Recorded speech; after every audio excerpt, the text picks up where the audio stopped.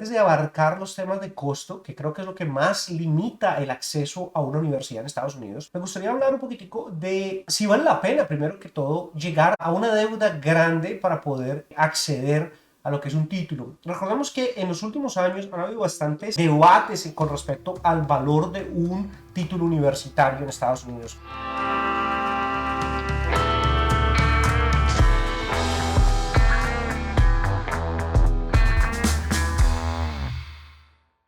Hola a todos, te hablo de Abogado de Migración, Héctor Quiroga, abogado Quiroga en las redes sociales, trayéndote este episodio de El Camino de los Emigrantes, mi podcast, los cuales discutimos la vida cotidiana en Estados Unidos, no desde el punto de vista de abogados, no desde el punto de vista del emigrante.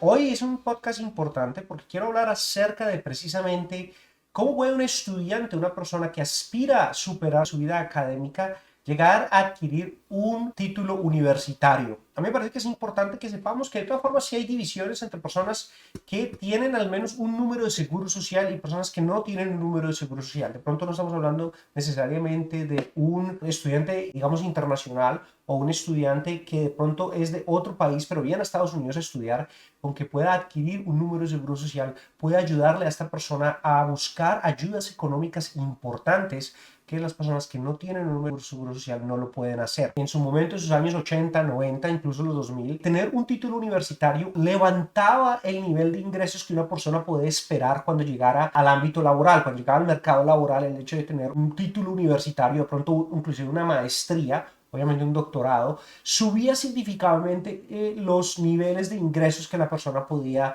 acceder. En los últimos años, muchas compañías han empezado no necesariamente a mirar los títulos universitarios o de pronto las notas que la persona saca en su curso académico, sino también más o menos las perspectivas de la persona, los intereses de la persona y qué tan dedicados son al trabajo como tal. Es decir, el valor que se le está poniendo a un título universitario como tal no es el mismo que se le ponía antes. Por esto muchos de los debates y muchos de los ataques realmente, si vale la pena que una persona salga con 80,000, 100,000, 150,000, 250,000 en casos de abogados, en deudas que realmente pueden salir a devengar un ingreso de 50, 60, 70,000 dólares al año, ¿vale la pena o no vale la pena? Ahora, en cuestiones, digamos, de licenciatura, donde digamos un abogado, un doctor, un odontólogo, un ingeniero, se ve el valor porque inmediatamente sin la licencia la persona no puede realmente trabajar, es decir, sin que la persona pueda al menos tener los conocimientos para sentarse a tomar un examen, como por ejemplo el examen BAR para los abogados, no tendría sentido no ir a la universidad, tiene que hacerlo por ahí. En gran mayoría del tiempo tiene que ser así. Sin embargo, hay muchas personas que están yendo para estudiar cosas como literatura rusa, artes liberales en los cuales están hablando de ciencias políticas, de pronto incluso lo que es comunicación, marketing, cosas que es un poquitico más difícil de ponerle el campo de estudio a la persona y al no poder realmente enfocarse, entonces medir si la persona realmente va a devengar un ingreso más grande cuando llegue al campo laboral es mucho más difícil. Al serlo así, es por eso que el reto está ahí. Si una persona puede acceder a ser periodista sin necesidad de tener una licenciatura en periodismo, causa realmente la pregunta y es, ¿vale la pena ir o no vale la pena ir? Lo que yo quiero decir es que tenemos que mirar por qué quieres ir a la universidad. Si tú quieres ir a la universidad porque quieres tener una expectativa de ingresos más altas, tienes que pensar y escoger muy claramente qué es lo que quieres estudiar. Si te va a dar a ti realmente el valor que estás buscando o no te lo va a dar. Eso es algo que me parece importante que lo mires. Hay abogados que salen de la universidad con 250,000 dólares de deuda a intereses del 4 al 12%. Una deuda grandísima de pago y realmente pueden conseguir solamente salarios de 70, 80,000 dólares. Es decir, va a ser supremamente difícil pagar una deuda tan grande, sobre todo por los intereses. Se va a demorar mucho tiempo en que los paguen. A no ser que sea de pronto un abogado privado o que empiece a crecer una práctica como tal. Y lo digo porque lo viví bastante con muchos de mis compañeros de la universidad. Los hemos visto, personas que trabajan y que aún están supremamente endeudados y no han podido ni siquiera iniciar realmente un pago serio para rebajar la deuda, ya más después de 15 años de estar en ese proceso. Entonces, lo primero que es, si es una situación monetaria en la cual la persona quiere devengar ingresos y por eso es la razón por la que quiere ir a la universidad, lo primero es que tiene que tener mucho cuidado que los cargos, los puestos, los trabajos que existan basadas en ese trabajo realmente paguen lo que la persona está esperando para poder llegar aquí. Es lo primero. Lo segundo es que de todas formas la edad tiene algo que ver en esto. Una persona joven, pues al tener una universidad, va a tener muchos más años de ingresos. Entonces, si una persona se gradúa gradúa de la universidad a los 22 años de edad, por ejemplo, pues en 8 años ya tiene 30 años, en 40 años va a tener 18 años de práctica, va a tener mucho más experiencia y eso lo va a llevar más lejos. Pero si la persona quiere ir a la universidad a los 40, 50 años de edad, tiene que considerar que los años laborales van a ser menos y de pronto la inversión grande, digamos, para ser abogado, repito, más o menos en $250,000, va a ser mucho más difícil que la persona tenga los ingresos que quiere y que le retorne su inversión. Ahora, estoy hablando de personas, si son jóvenes, sería bueno que fueran jóvenes, si están ya de una edad más madura, más avanzada, que también es algo, podemos superarnos en cualquier momento, es algo que yo creo que todos tenemos que mirar y decir, nos podemos superar de todo y debemos hacerlo de tal forma, pero que lo consideren. Ahora, si vamos a ir a la universidad simplemente porque queremos tener un título o no sabemos qué vamos a hacer, nos graduamos del bachillerato, del high school, y realmente no sabemos y la familia quiere que nosotros estudiemos y pues uno no sabe qué hacer, entonces se inscribió a una universidad. Entonces, estudiar lo que tú quieres, lo que te gusta es importante. En la cultura hay mucha presión en que dicen, mira, no tienes que declarar un mayor sino después, por ahora inicia, saca los créditos generales, hace esos primero que después te cuenten después, pero esa falta de decisión, esa falta de norte nos puede dañar a nosotros la carrera a largo plazo. Digamos, una persona que quiera estudiar biología o una persona que quiera estudiar matemática, pero el día de mañana decide ser abogado, por ejemplo, no es que no le sirva, sino que simplemente de pronto no está tan enfocado como quisiera. En ciertos casos sí no le va a servir. Una persona que quiera hacer química, por ejemplo, una persona que quiera ser doctor y está estudiando ciencia política, algunos créditos se transferirían, pero el hecho de que la persona se atrase en matemáticas, en ciencias, le puede dañar sus planes a largo plazo. Yo soy una de las personas que pienso y que realmente es uno de los secretos más grandes es tener un norte claramente, un mapa para dónde voy, y al saber para dónde vamos podemos escoger de dónde arrancamos y con cuánta disciplina vamos hacia ese lugar. Saber qué queremos va a ser importante y eso te puede ayudar a decidir si vale la pena tener inversión, si vale la pena pelear, si vale la pena batallar para que te den a ti una beca, para que te den a ti algún tipo de incentivo económico para que puedas pagar tus estudios. Bueno, una vez decidiendo realmente el norte y teniendo para dónde quieres ir, más o menos en qué área te quieres enfocar, qué quieres ayudar, qué quieres hacer, la cuestión de costos es importante. Recordemos que en Estados Unidos hay como dos tipos o tres tipos de estudios. Está el estudio privado y está el estudio del gobierno, que es estatal o federal. Algunas instituciones son completamente federales, se pueden embarcar allí. Entonces prácticamente estamos hablando de escuelas privadas o estamos hablando de escuelas gubernamentales, estatales o federales. Al estar hablando de escuelas estatales, estamos hablando de in-state tuition. Entonces, si una persona es residente del estado de Washington, si va a la escuela estatal de Washington, va a tener un descuento mucho más grande. Es una escuela pública del estado donde la persona reside.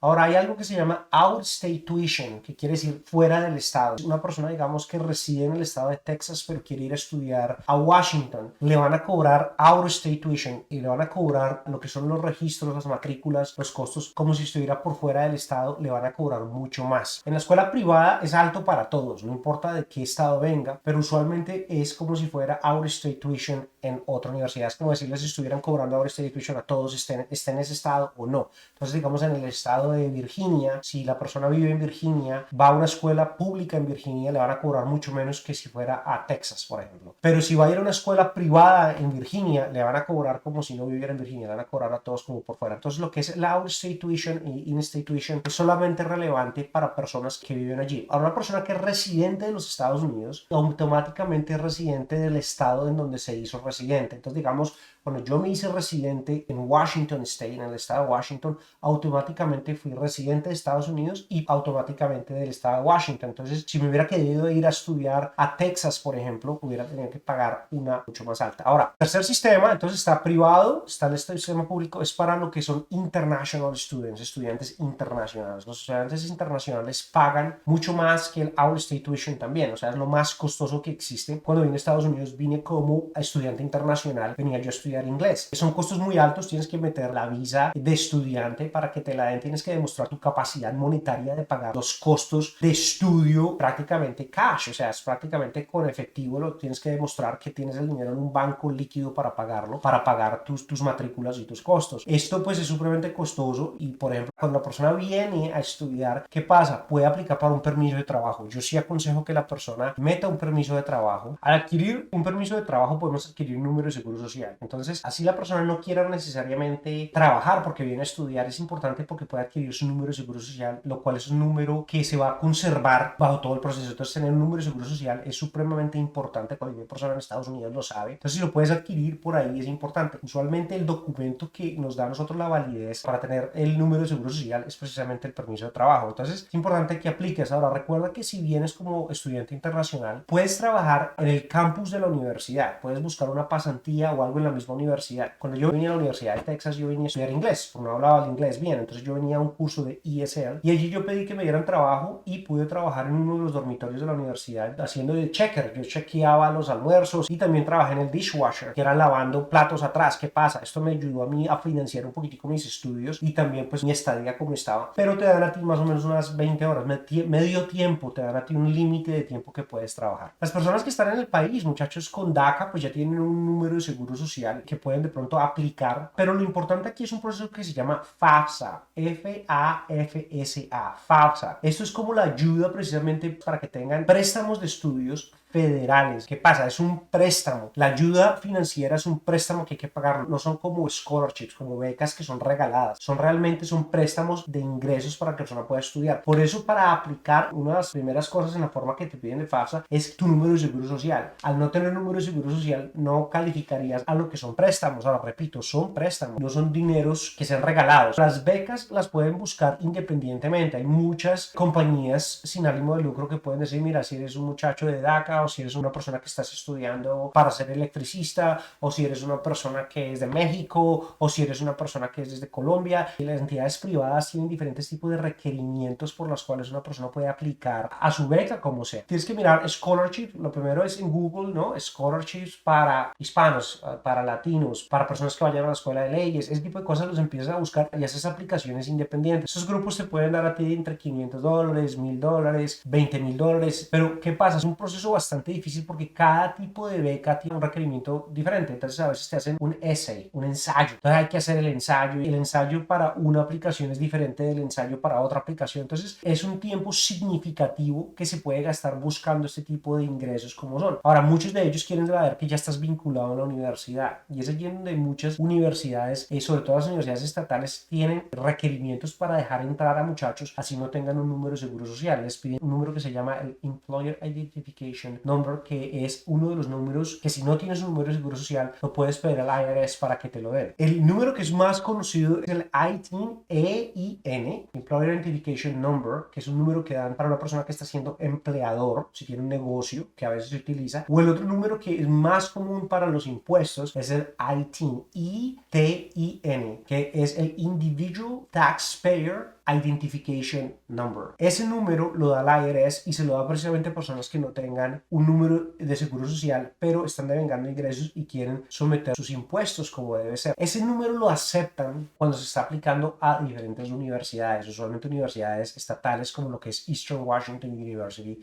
que es una universidad acá de Spokane, que ayuda a muchas personas latinos, hispanos, que no tengan de pronto el número de seguro social aún. Estos tipos de universidades dejan a la persona que entre, pero repito, lo que es el financial aid es allí en donde se pueden causar bastantes problemas para un estudiante. Entonces es algo difícil porque no solamente son los estudios, las matrículas como tal, sino también son los costos de seguro médico, los costos de libros, los costos de accesos a laboratorios de cómputo que cobran y también pues obviamente lo que es la comida y lo que es la dormida mientras la persona está trabajando, lo que es la renta y el arriendo de algún tipo de apartamento para la que la persona pueda vivir. Esto de todas formas es bueno que tienen que saber que muchas personas lo hacen y repito, solamente vale la pena si tú haces un estudio cuidadoso para ver si realmente lo que quieres estudiar es algo que realmente lo deseas en tu corazón y quieras llegar allí, o si realmente estás haciendo una inversión de dinero porque quieres que sea remunerada de alguna forma, que mires que los trabajos que puedas adquirir después de tener el título como tal es algo así. A las personas que no les recomiendo que realmente intenten ir a la universidad es porque quieran estudiar simplemente porque los padres los están forzando o porque no saben qué más que hacer o porque realmente ya pues se graduaron del high school y pues no saben para dónde van. Entonces de pronto ir a la universidad universidad es algo que suena chévere porque pues hay fiestas, o pueden conocer mujeres, o pueden conocer hombres. Miren, eso no es una opción para realmente ir a estudiar. Es supremamente costoso para uno ir a realmente no ponerle atención a lo que vamos a hacer. Una vez estamos dentro de la universidad, una de las cosas que vas a poder hacer es tener conexiones, conocer personas, conocer a tus compañeros de estudio. Ahora, mis compañeros de estudio han sido uno de mis aliados más grandes, que si yo hubiera tomado esto un poquitico más serio, hubiera podido desarrollar conexiones mucho más profundas con muchos de mis compañeros, pero pues como uno está joven, uno no sabe, es un valor externo que yo no tengo en cuenta sino hasta ahora, cuando yo veo realmente que tenemos un círculo profesional mucho más grande. Ahora, repito, hay becas, tienen que buscarlas y tienen que aplicar una por una, pero si pueden aplicar para el FAFSA, y esto lo determina realmente el Seguro Social, si tiene un número de Seguro Social, puede ayudar bastante para adquirir allí. Sí, hay ciertas posibilidades,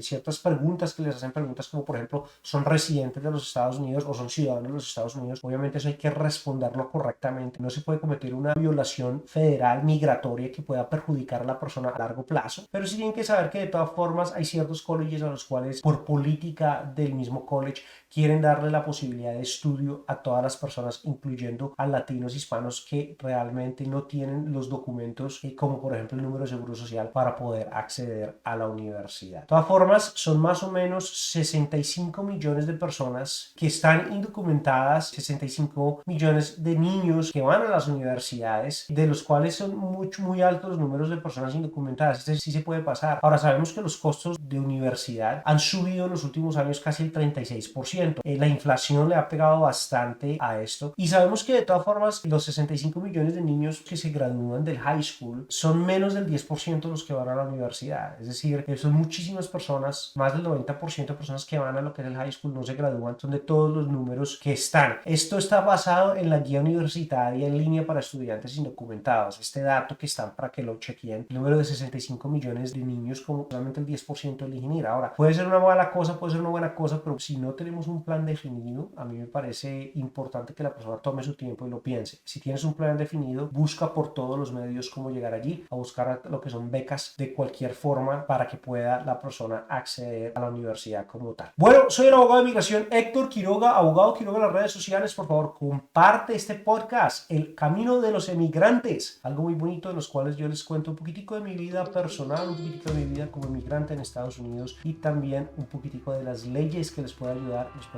a evitar muchos problemas en Estados Unidos. Dios los bendiga, muchas gracias, hasta la próxima.